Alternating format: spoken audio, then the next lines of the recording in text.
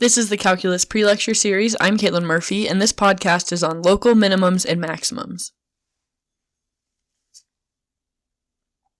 So let's consider the following graph. We're going to point out a couple of important points on this graph. So the first one will be right here, and we'll just call this point C1. Here's f of C1. And let's look at the instantaneous rate of change, or the tangent line at the point f of C1. The tangent line actually looks just like this. A little closer. There we go. And it actually has slope 0. So this is a special point. These are special points we're looking at where the slope of the tangent line is 0. And notice that to the left of this point, the tangent lines have positive slope. And to the right of that line, or to the right of that point, these tangent lines have negative slope. So this is what we would call a local maximum. So we'd say there's a local max at the point x equals C1. And notice if you look at the graph, if we were to just look at this little area, it looks like a local high point to the graph.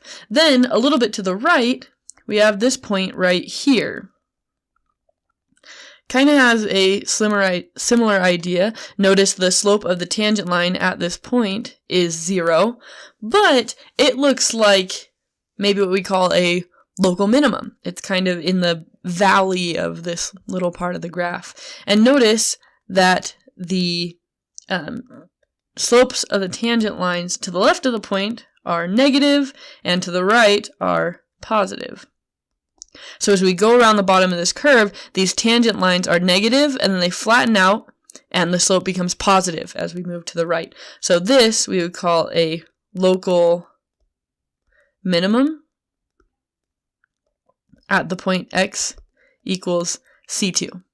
Now notice something a little bit weird is happening over here to the right. Let's look at this point right here. And we'll call this point C3.